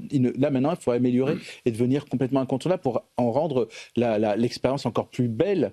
Et je pense que s'il y a une chose parce que bon, on a tendance à me chambrer dans On refait le Mac parce que j'ai toujours un Samsung pliable avec moi. On me dit, ça y est, mais je l'ai dit, jamais je pourrais lâcher Apple parce qu'il y a l'écosystème. Et l'écosystème, il est... ton Apple pliant, tu vas l'avoir à la rentrée. Donc. Paraît-il, avec un écran Samsung. C'est ça. Tous les écrans des iPhones, c'est des Samsung. Voilà, on ne peut pas faire... En plus, c'est bien, on a la courbe d'apprentissage de Samsung, donc ils vont peut-être avoir la pliure en moins qui va pas être visible. Mais là où je vais en venir, c'est qu'on a quand même le Mac qui reste un peu, on reste collé au Mac parce que c'est quand même un ordinateur qui correspond à nos besoins, qui évolue, et en plus avec toutes les évolutions qu'ils ont fait au niveau des puces, je pense pas que tu développerais avec des simples PC. On peut pas. Non, mais tu développes surtout sur Mac parce que tu développes sur Mac parce que Next, parce que rachat de Next, parce que Jobs, parce que en fait ton Mac est capable de faire tourner. Ton Mac s'adresse à la fois à un marché d'utilisateurs et de consommateurs qui font des choses toutes simples dessus, et est également une machine qui peut te servir à faire du développement. Moi, je développe pour Mac aujourd'hui parce que aujourd'hui, si je veux avoir la capacité de faire tourner un GPU et un CPU avec de la mémoire unifiée, j'ai un choix PC avec une carte Nvidia qui m'amène dans les 4 000, 5 000 euros pour développer la même chose. Et sur un Mac, je l'ai pour 2 000, 2 500 euros. Donc aujourd'hui, Apple a un avantage concurrentiel immense sur le marché hyper fragmenté du PC. C'est presque un AA moment. C'est pour ça que Nvidia a besoin de réagir. Et ils n'ont pas capturé cette rente. Et donc pour moi, la manière dont ils peuvent... Quand tu as 400 milliards, toutes les manières, moi je me rappelle comment on discutait avec Google, tu ne regardes pas un sujet à moins de 10 milliards. Donc en fait, on peut même anticiper où est-ce que Apple doit aller pour pouvoir faire de la performance. Mais après, est-ce que il faut quand même être téméraire et avoir le courage de casser en fait cette poule aux œufs d'or qui ronronne quoi finalement. C'est ça. Créer une nouvelle catégorie de produits. Avec une nouvelle catégorie de produits, mais tu prendras forcément un risque, tu vois. Et ça va être intéressant de voir si Apple sort un peu de sa zone de confort finalement avec John Ternus. Et c'est là, on va l'attendre à ce tournant-là. Voilà. On a une première keynote qui va avoir lieu début septembre. Oui, mais bon, il y est pour pas grand-chose, si tu veux. Je sais bien, mais ce sera la première keynote. Il y aura des choses qui se marqueront. Ce sera la dernière probablement où on verra Tim Cook peut-être au début, parce que je le vois mal. On pensait qu'il allait y avoir un petit truc lors de la WWDC en début juin. Il y avait un peu d'émotion un petit peu, bien sûr, mais oui, mais c'était très limite. C'était très c'était un peu C'est Apple, ça le sera toujours. Bien sûr, donc l'émotion on la met dehors, bien évidemment, mais là en l'occurrence. Je sais qu'au moins c'est obligatoire, même humainement, même si il appartient à la maison, je sais qu'il aura envie d'aller peut-être sur des choses et peut-être d'en arrêter d'autres, mais aussi on voit où les gens vont. Et c'est vrai que là, ces histoires de lunettes, on a vu Meta sortir des lunettes encore hier, aujourd'hui, je sais plus, sans Ray-Ban. Peut-être on arrivera vers ces fameuses lunettes, peut-être qu'on arrivera sur plein de choses. Bon. On verra bien. Et on verra pas tout de suite. Il faut qu'on soit patient, on verra pas tout de suite. Ce qui va sortir, c'était en gestation déjà depuis 3 ans. Ça a été polissé pendant il y a 2 ans, ça a été repris il y a 1 an. C'est encore l'héritage Tim Cook. Absolument. Même si John Ternus participait à toutes ces décisions, malgré tout, il était présent. Bon, écoutez, tout ça sera hyper intéressant. Ça sera juste après les vacances, puisque tout ça va très vite arriver début septembre, les nouveaux iPhones. Merci beaucoup à tous les 3. C'était super de passer 7 heures en votre compagnie. Thomas Serval, le patron de Barracoda, qui était avec nous. Stéphane Zibi, consultant spécialiste en transformation numérique et en IA. Et donc Philippe Devost, qui est stratégique advisor chez Jolt Capital. Ça me dit quelque chose, Jolt Capital. Je prononce souvent ce nom dans Tech & Co sur BFM Business. Et quand tu accueilles Yves Maître, quand tu accueilles Jean Schmitt. Voilà. Et maintenant, quand j'accueille aussi Philippe Devost. Et tu as été président de Phileos. Tu es président de Phileos toujours et cofondateur de Wanadoo. Merci beaucoup à tous les 3. Restez là. Dans un instant, la suite de ce Tech & Co, la quotidienne. Avec au menu, Laurence Béchon qui sera avec nous, qui est la directrice de la Software République, qui, vous verrez, s'intéresse en fait aux technologies dans les villes maintenant. C'est assez intéressant. Et puis, on s'intéressera à la stratégie IA et data de la SNCF, puisque la SNCF a parlé de tout ça à Vivatech. Et je recevrai l'un des porte-parole de la SNCF, c'est Julien Nicolas, qui est le directeur numérique et IA du groupe SNCF. Et puis, juste après cette petite pause, c'est Léa Benaïm qui nous rejoint pour le Tech Flash. Un grand merci d'être là et à tout de suite. Tech & Co, la quotidienne sur BFM Business. Tech & Co, la quotidienne, Tech Flash.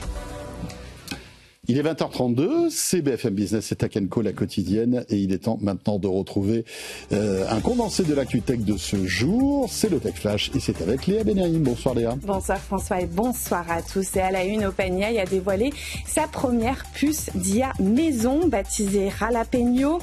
Elle a été développée avec Broadcom et sera fabriquée par TSMC. Cette puce, conçue pour traiter les requêtes dans ChatGPT, devrait lui permettre de réduire ses coûts et surtout sa dépendance à Nvidia. Son déploiement est prévu d'ici la fin de l'année. Également, dans l'actualité, SK Hynix s'apprête à lever plus de 29 milliards de dollars via son introduction en bourse à Wall Street. Un montant record qui la placerait juste derrière SpaceX parmi les plus grosses IPO. Le géant des puces mémoire qui va ainsi profiter de son rôle central dans la course à l'IA pour agrandir ses usines et augmenter sa production. Il y a dans l'actualité, c'est Meta qui veut lancer, écoutez bien, son propre marché de prédiction. Oui, un concurrent direct de Polymarket. Selon le New York Times, Meta travaillerait sur une application baptisée Arena où les utilisateurs pourraient parier sur l'issue d'événements sportifs, politiques ou économiques. En revanche, il ne serait pas question ici d'argent réel mais d'un système de points façon jeu vidéo. En France, Renault va licencier 800 ingénieurs d'ici 2027 dans le cadre d'un plan de réorganisation de son pôle ingénierie destiné à faire face à la concurrence chinoise. Dans le même temps, le constructeur automobile entend recruter en parallèle entre 150 et 200 nouveaux ingénieurs, et ce pour accélérer dans le software, l'électronique de puissance et surtout l'intelligence artificielle. Et enfin, dans l'actualité des jeux vidéo, GTA 6 pourrait bien devenir le jeu le plus cher de l'histoire. Le prochain blockbuster de Rockstar Games sera vendu $80, soit $10 de plus que les autres jeux AAA. Les précommandes s'ouvrent ce jeudi 25 juin à partir de minuit pour une sortie prévue le 19 novembre. Et puis enfin, avis aux gamers, s'il vous reste un peu d'argent après GTA 6, on connaît les prix de la future Steam Machine à partir de 1039 €, la machine sans les manettes. On en parle justement cette semaine dans votre rendez-vous jeux vidéo avec Mélinda Davansoulas. 1039 €, oui, c'est dans mes budgets pour toi, François. Allez. En tout cas, c'est le sujet dans Multijoueur avec Mélinda Davansoulas et on écoute tout de suite un extrait. Déjà, je pense que malheureusement, il va falloir s'attendre à ce que les consoles de nouvelle génération soient effectivement à ce prix-là, 10 000 €. Bah, tu vois qu'une PS5 Pro, elle est vendue à 900 maintenant. Voilà, donc je pense que forcément une nouvelle génération sera vendue dans ces eaux-là. Pour la Steam Machine, ça me paraît profondément abusif. Il y a Digital Foundry notamment qui a pu tester la console et les retours sont pas ouf. En vrai, la console a visiblement des performances assez mitigées qui s'approcheraient de celles d'une PS5. Donc en vrai, c'est triste de c'est décevant ça. Ça c'est très décevant. C'est absolument. Alors bien sûr, il y a la crise de la RAM, etc., etc. Et Steam déjà, autant pour le Steam Deck, et encore aujourd'hui, il est hors de prix parce qu'ils ont augmenté énormément les prix. Mais le Steam Deck avait une forme d'innovation en reprenant certes le modèle de la Switch, mais voilà, il a lancé une mode et je peux comprendre l'intérêt. Mais là, en vrai, une Steam Machine, je capte pas. Voilà, si vous voulez retrouver l'intégralité de cette émission multijoueur présentée par Mélinda Davansoulas, direction la chaîne YouTube de BFM Tech, bien évidemment, et l'appli BFM Business. 20h36, que devient Software République, cette belle alliance de grandes entreprises, de grands industriels français? On en parle tout de suite avec mon invité. Tech & Co, la quotidienne, l'invité. Et oui, ça fait 5 ans déjà que la Software République existe. On en avait parlé à son tout début. Rappelons que ces 6 membres, Atos, Dassault Systèmes, JC2Co, Renault Group, ST Microelectronics et Thales, se sont réunis pour justement inventer la tech de demain. Alors on était dans la mobilité, je m'en rappelle au début. Où est-ce qu'on en est aujourd'hui? Eh bien, on va en parler avec la directrice de la Software République qui est avec nous ce soir, c'est Laurence Béchon. Bonsoir Laurence. Bonsoir. Un grand merci d'être avec nous pour faire justement un point d'étape de la Software République. Bilan après 5 ans, je le disais, donc cette association de 6 membres, Atos, Dassault Systèmes, JC2Co, Renault Group, ST Microelectronics et Thales. Quelle était l'idée de départ et est-ce qu'elle a évolué avec le temps? Alors l'idée de départ de Software République, c'est de mettre en commun des expertises qui vont être complémentaires pour permettre d'adresser des sujets complexes qu'on ne serait pas capable de résoudre tout seul. Et l'approche, elle permet d'être innovant, d'aller au-delà des frontières de nos différents métiers et ainsi de créer plus vite des solutions concrètes à des besoins précis sur les territoires en particulier. Très bien. Alors au départ, on était vraiment axé sur la mobilité. Je me souviens, vous aviez travaillé sur des prototypes de bornes électriques. Enfin, il y a eu plein de choses dans ce domaine-là. Vous êtes toujours dans ces domaines ? Alors le domaine poursuivi par la Software République, c'est les domaines de la mobilité. Donc il y a la mobilité des personnes, il y a la mobilité des biens, puis il y a la mobilité des services.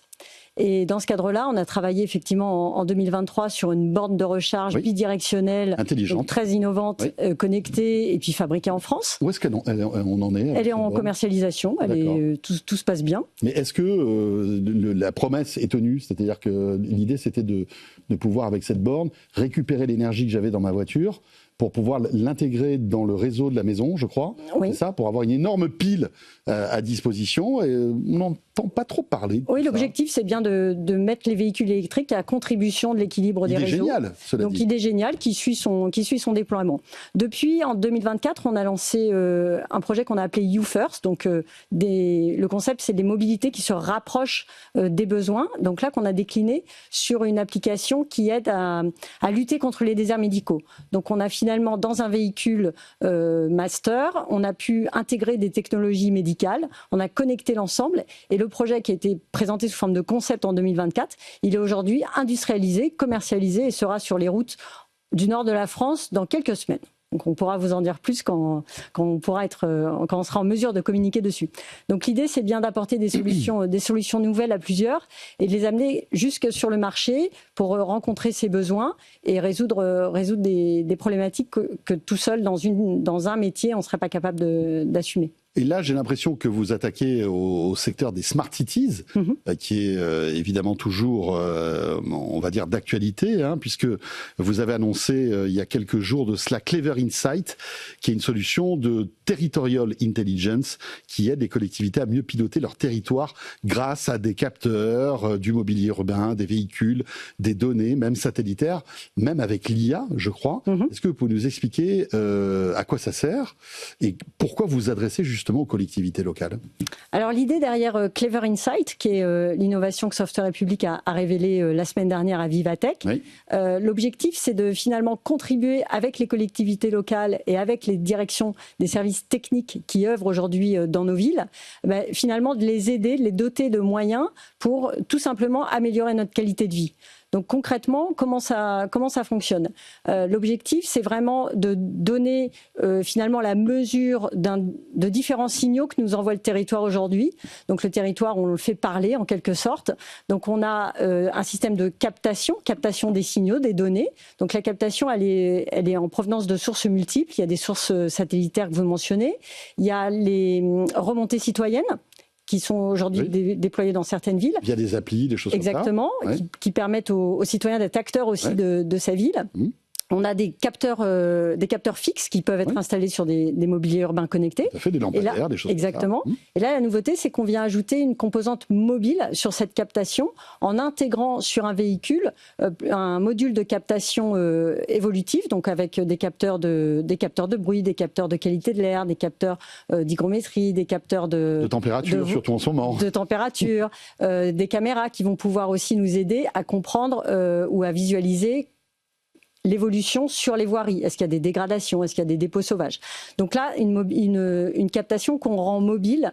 Donc ça, c'est intéressant pour une collectivité parce qu'il va pouvoir aller dans des endroits non couverts par des capteurs fixes, donc aller à la mission. Et également... Donc ce seraient des véhicules qui circuleraient comme ça, de manière aléatoire, on va dire, alors, dans les villes? Les véhicules aujourd'hui, les véhicules des services techniques, ils circulent déjà dans nos villes. Ils vont rendre des missions. Il y a les missions pour l'eau, les missions pour l'énergie, les missions pour la propreté. Là, l'objectif, c'est d'augmenter ces véhicules, en quelque sorte, de captation pour leur métier, mais pour les autres métiers.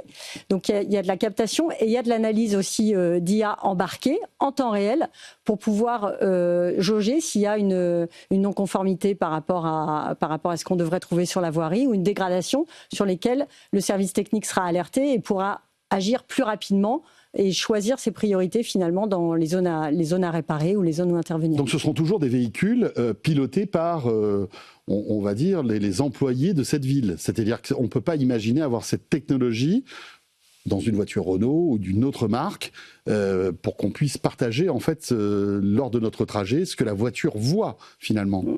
Là le concept, il est vraiment pensé pour utiliser les véhicules aujourd'hui des services techniques. C'est vrai qu'aujourd'hui, toutes les voitures ont des caméras, enfin des capteurs. Exactement. Donc ça, c'est le socle. Maintenant, les véhicules aujourd'hui de vous et moi, enfin les véhicules de nouvelle génération, ils sont connectés, ils ont beaucoup déjà d'intelligence embarquée. Et il y a une partie de ces signaux qu'on sait, en tout cas sur une flotte Renault, qu'on sait utiliser. Par exemple, des vibrations sur un train roulant, elle va renseigner sur l'état de la chaussée.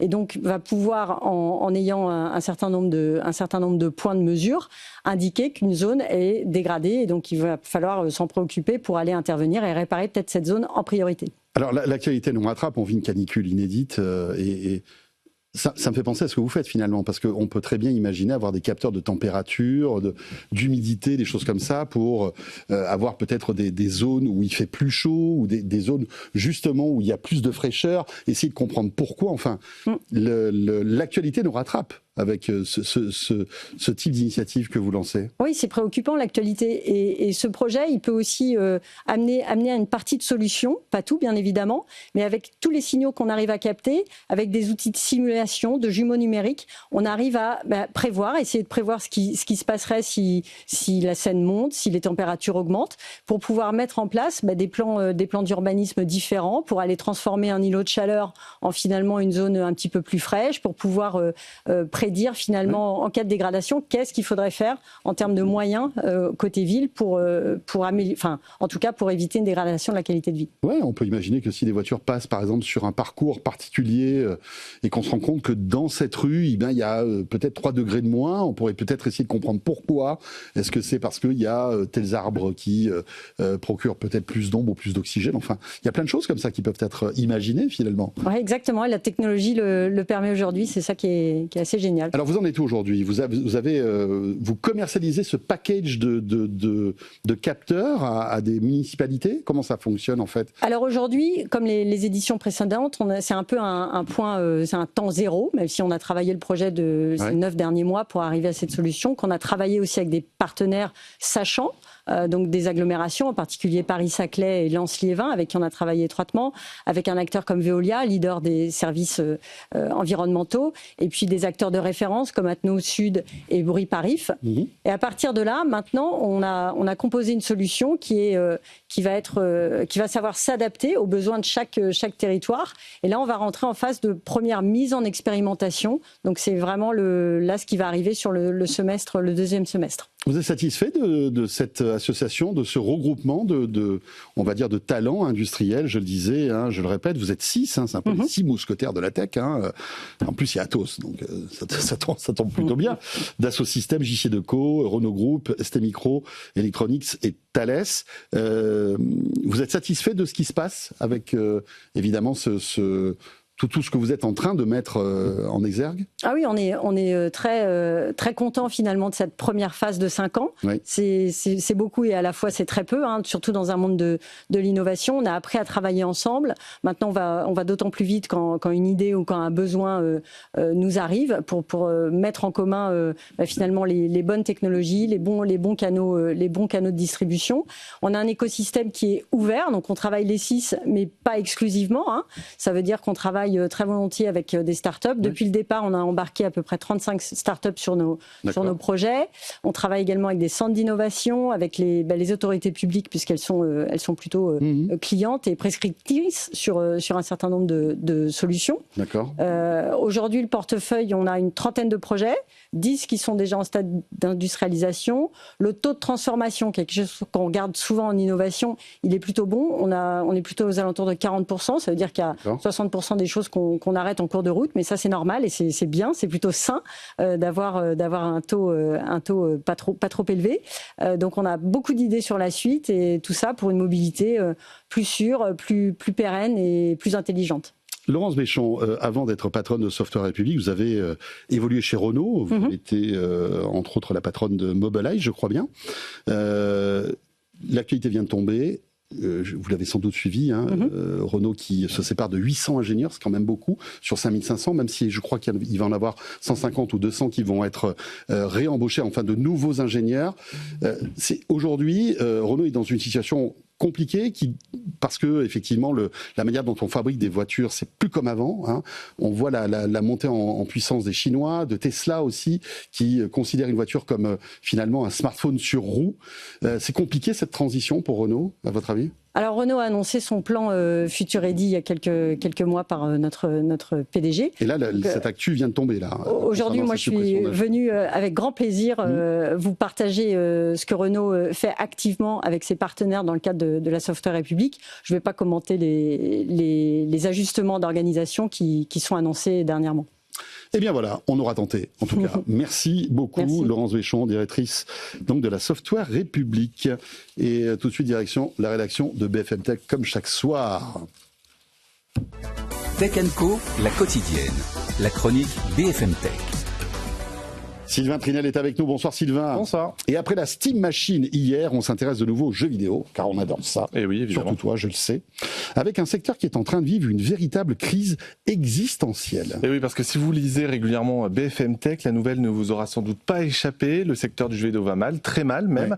Et si c'est souvent les gros studios américains qui font la une des médias, eh ben la situation elle est tout aussi mauvaise. En France, au printemps dernier, on a vu le studio Spiders fermer. Son éditeur Nacon est confronté à de très grosses difficultés économiques. Il faut aussi noter les pertes abyssales d'Ubisoft. On en parlait d'ailleurs dans Tech & Co la quotidienne, près d'1 milliard d'euros en 2025. Il y a aussi Dontnod, Quantic Dream, qui de son côté pourrait se retrouver sans financement dans quelques mois. Et pour alerter face à cette crise, le syndicat des travailleurs du jeu vidéo, principale organisation du secteur, elle a lancé un appel national à la grève ce 25 juin 2026. Donc une grève globale du jeu vidéo. Une grève globale. Quelles sont les revendications, Sylvain ? Alors moi j'ai pu interroger l'un des porte-parole du STJV qui veut d'abord en fait mettre en avant le risque de créer une précarisation du milieu en plus d'une perte de connaissances. Concrètement, en fait, les jeunes d'aujourd'hui travaillant dans ce secteur et qui se retrouvent licenciés du jour au lendemain, c'est souvent le cas dans le jeu vidéo, eh ben ils se retrouvent dans une situation financière complexe qui les éloigne forcément du milieu, donc moins de connaissances, moins de cerveau pour créer les jeux de demain. Et le STJV, ils appellent aussi à l'aide les pouvoirs publics, évidemment, afin que les aides dans le jeu vidéo, pilotées par le CNC, soient assujetties à des conditions strictes pour les entreprises et pour l'emploi.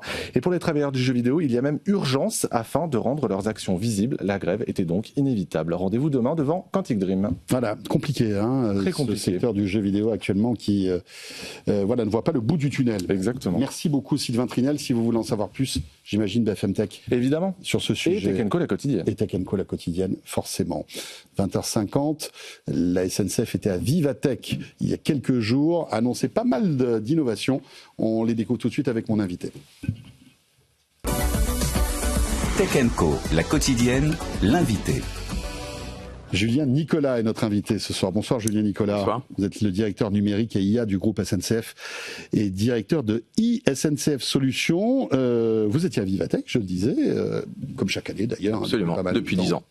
Voilà, avec un stand très spectaculaire où effectivement vous tracez un peu le futur, le futur et puis aussi des innovations présentes que vous mettez en place à la SNCF.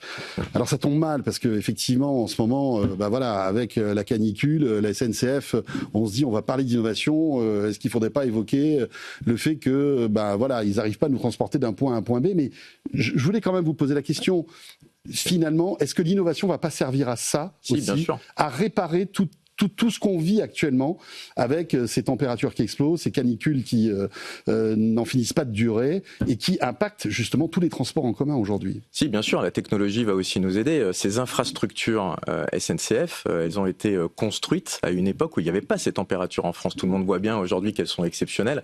On a d'ailleurs battu le record depuis les relevés météorologiques aujourd'hui. Donc la technologie, bien sûr, va nous aider. Elle nous aide déjà. On a des capteurs, par exemple, sur notre infrastructure pour regarder la température des rails, pour regarder la dilatation des caténaires et venir intervenir en préventif, ou malheureusement quelquefois baisser la vitesse, mais justement pour éviter des incidents. On a aussi des capteurs dans nos gares, on a des capteurs sur nos équipements, on a besoin d'escalators, on a besoin d'ascenseurs, de plein de choses, et donc ça va nous permettre d'intervenir plus vite. Le deuxième point, c'est la prédictibilité, avoir des prévisions sur ce qui va se passer, et donc il y a regarder le matériel qui peut être en souffrance, et donc s'il doit retourner plutôt en technicentre, c'est aussi regarder par exemple sur l'infrastructure, aujourd'hui avec des très fortes chaleurs, quand ensuite vous avez des grands orages par exemple, ça fait bouger le terrain, et donc on a des capteurs de plus en plus sur le terrain qui permettent de regarder les mouvements et à nouveau de venir sécuriser avant de devoir arrêter des circulations. Donc oui, évidemment la canicule nous impacte, tout le monde le voit comme d'autres secteurs, mais la technologie nous aidera à devenir plus résilient, et donc on pousse cette question de résilience avec cette technologie. Oui, essayer de régler le problème de clim aussi, mais bon, j'imagine que... La climatisation, il travaille beaucoup, vous montrez un TGV derrière vous. Je pense que là encore aussi, on va dire l'intelligence artificielle et la technologie peut justement peut-être ou anticiper ces problèmes. Alors je ne sais pas, est-ce que finalement la tech pourrait régler ce problème de climatisation dans les trains lors la technologie, lors de canicule comme je le disais, la technologie, elle peut nous aider à anticiper, c'est-à-dire aller vers une maintenance prédictive. Et donc en fait, le fait d'avoir des capteurs sur des équipements, alors vous parlez de la climatisation, mais d'autres équipements, et en fait de regarder les signaux faibles où on sent qu'elle a été fatiguée. Aujourd'hui, effectivement, les clims sont fatiguées parce qu'en fait, elles tournent à un régime qui n'était pas prévu. Elles n'ont pas été conçues peut-être pour fournir autant de fraîcheur à des températures aussi élevées. Elles n'ont pas été conçues pour des températures aussi élevées à l'extérieur. Et donc ces capteurs nous aident à regarder la souffrance justement du matériel, des signaux faibles, et d'intervenir avant qu'il y ait une rupture de climatisation. Ouais, mais tout ça va coûter énormément d'argent. Ça coûte évidemment de l'argent, c'est de l'investissement. On investit sur la technologie. La SNCF, c'est plus de 2 milliards d'euros d'investissement par an sur la technologie. Et grâce à cet investissement, on continue de numériser, digitaliser l'entreprise. En tout cas, merci d'avoir répondu à ces questions liées à l'actualité. Logique. Alors, revenons à Vivatech.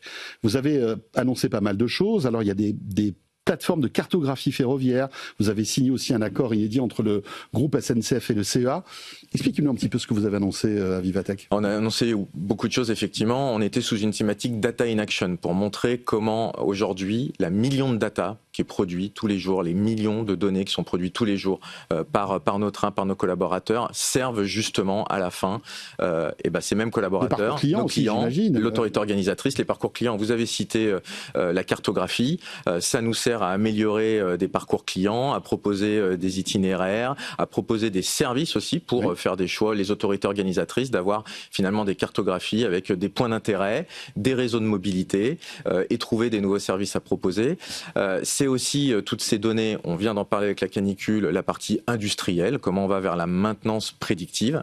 C'est aussi beaucoup pour nos collaborateurs, par exemple sur de la formation, pour faire avec des jumeaux numériques, les remettre en situation pour les former. Ça nous sert aussi même pour le recrutement, montrer à des gens qui ont envie de rentrer à la SNCF dans quel univers ils vont se retrouver, sur une infrastructure réseau ou dans un technicentre de SNCF voyageurs. Et puis, c'est des nouveaux services qu'on met en œuvre effectivement quotidiennement pour nos clients finaux. Et donc, voilà, on voulait montrer tout ce qu'on fait aujourd'hui avec la data. On parle beaucoup d'IA. Évidemment, on a parlé beaucoup d'IA. On voulait aussi montrer que pour avoir une IA performante, il fallait qu'on ait structuré cette data. C'est pour ça qu'on avait choisi la thématique Data in Action. Quelles sont, à votre avis, les innovations qui vont arriver ou qui arrivent là, qui seront les plus impactantes pour tous ceux qui nous regardent et qui nous écoutent ce soir? Les plus impactantes, elles sont peut-être les plus invisibles d'un point de vue client. Elles sont sur l'industriel. Comme je le disais, elles sont sur la maintenance. Le fait d'avoir une infrastructure qui fonctionne, qui est bien maintenue, le fait d'avoir des trains qui sont présents, on les sort du technicentre les matins, ils vont circuler toute la journée. C'est un travail énorme de pouvoir assurer cette fiabilité des trains.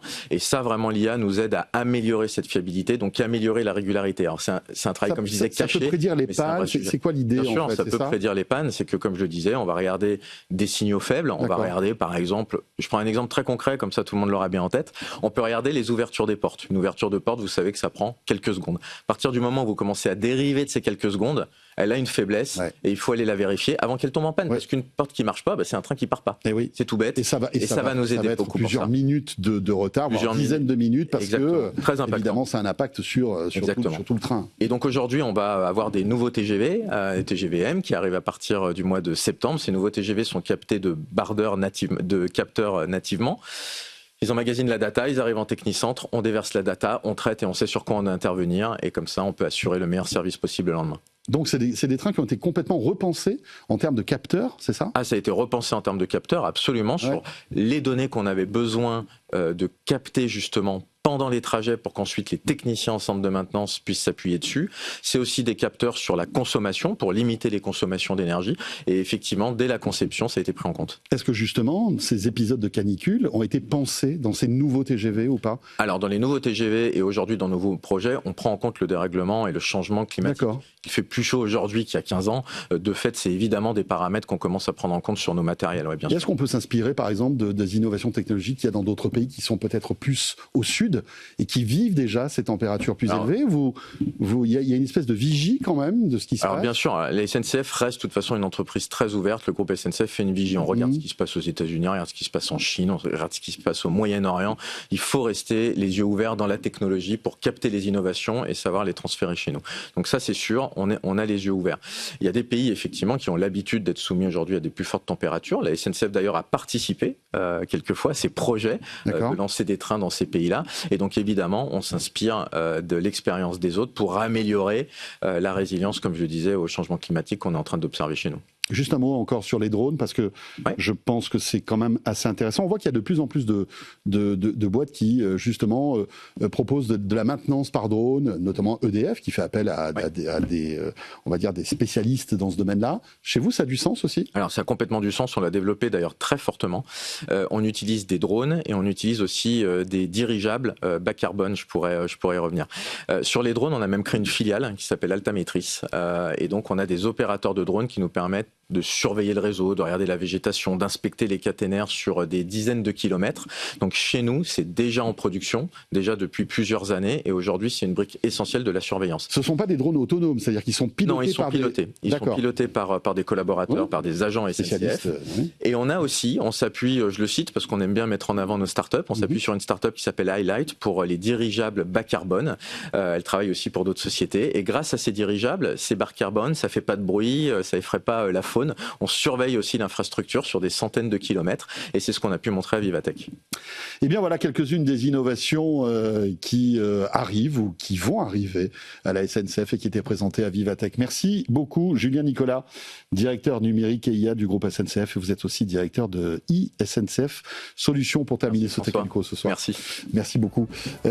Évidemment on se retrouve demain jeudi dès 19h30 pour et encore une fois débriefer toute l'actu tech, vous le savez. Et puis si vous avez raté un morceau de cette émission, vous le savez, les replays, les podcasts vous attendent d'ici quelques minutes.